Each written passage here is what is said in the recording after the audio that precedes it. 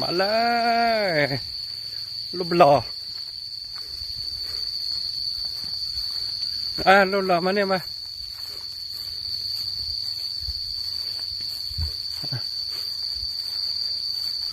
รูปหล่อกินน้ำเปล่า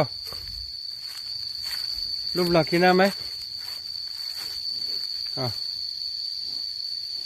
กินน้ำไหม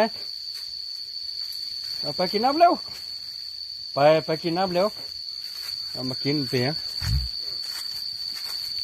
เอามา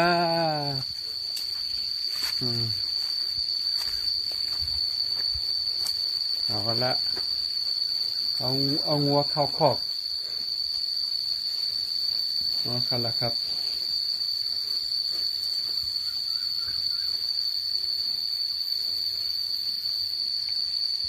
งัวเข้าคอกแล้ว